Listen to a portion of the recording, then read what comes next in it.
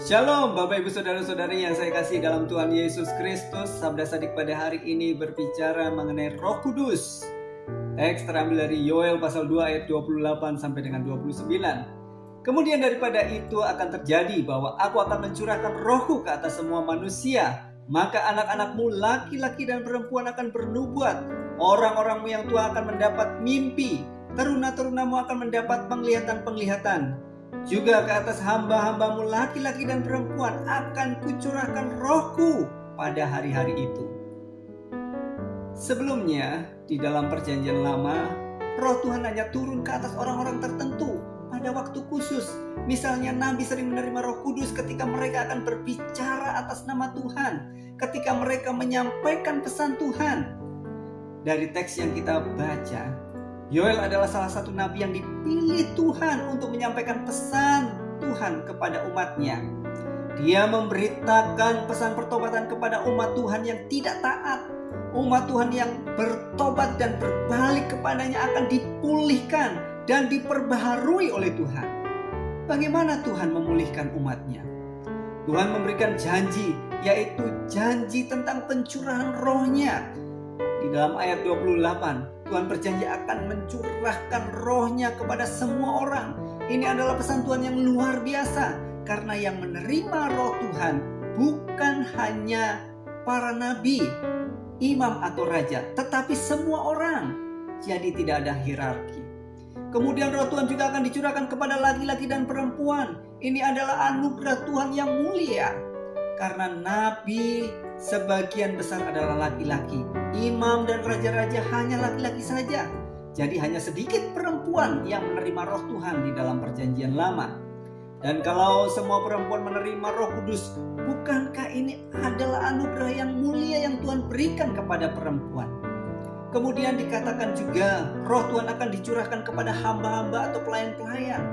Ini menarik karena biasanya mereka hanya dianggap orang luar. Dan ini menunjukkan roh Tuhan dicurahkan tanpa memandang status sosial. Jadi Bapak Ibu Saudara-saudari yang saya kasih dalam Tuhan, roh Tuhan dianugerahkan kepada semua orang dengan tidak membeda-bedakan golongan. Dan semua manusia berada di level yang sama pada saat menerima roh Tuhan yang dicurahkan.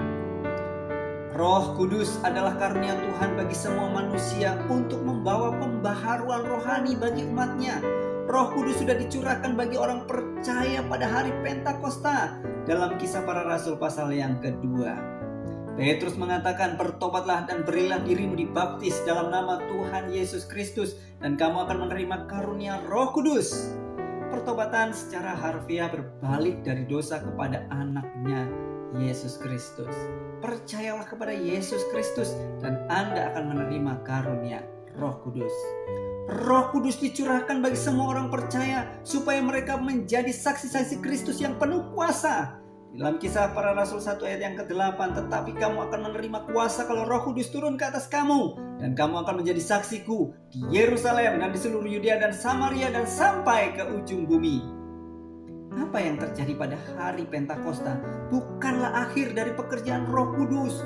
Tuhan tidak hanya mengirimkan rohnya kepada orang-orang yang menghadiri hari raya Pentakosta, tetapi Allah telah mencurahkan rohnya dengan limpahnya sejak saat itu. Bagaimana Tuhan bekerja secara ajaib dalam rohnya bagi semua bangsa di dunia dan telah melakukannya sejak Pentakosta. Orang yang hidup penuh dengan Roh Kudus harus memberitakan kabar baik, membagikan kabar baik. Tuhan masih menggunakan orang-orang seperti kita untuk menyampaikan pesannya. Dia melakukan ini dalam kuasa roh. Dan pada akhirnya itu semua adalah pekerjaannya. Tapi yang luar biasa, Dia memasukkan Anda dan saya ke dalam karya besar ini. Jika hari Tuhan masih akan datang, maka orang-orang perlu berpaling kepadanya sekarang, hari ini. Karena Yesus dapat kembali kapan saja. Ini seharusnya memotivasi kita untuk membagikan Injil kepada semua orang yang kita kenal yang belum mengenal Yesus. Bagaimana mereka bisa memiliki kesempatan untuk diselamatkan pada hari terakhir tanpa seseorang memberitakan atau membagikan kabar baik ini kepada mereka? Di dalam Roma 10 ayat 13 sampai dengan 15. Sebab barang siapa yang berseru kepada nama Tuhan akan diselamatkan. Tetapi bagaimana mereka dapat berseru padanya jika mereka tidak percaya kepada Dia? Bagaimana mereka dapat percaya kepada Dia jika mereka tidak mendengar tentang Dia? Bagaimana mereka mendengar tentang Dia jika tidak ada yang memberitakannya? Dan bagaimana mereka dapat memberitakannya jika mereka tidak diutus? Seperti ada tertulis, betapa indahnya kedatangan mereka yang membawa kabar baik. Berbagi kabar baik, Injil Yesus Kristus adalah hadiah terpenting yang dapat Anda berikan, karena itu memenuhi kebutuhan terbesar semua orang, yaitu keselamatan, pemulihan hubungan dengan Tuhan sendiri. Jika memberitakan Injil adalah pekerjaan Tuhan dan itu dilakukan dalam kuasa Roh Kudus-Nya, maka kita dapat memiliki keyakinan dalam pekerjaan besar ini.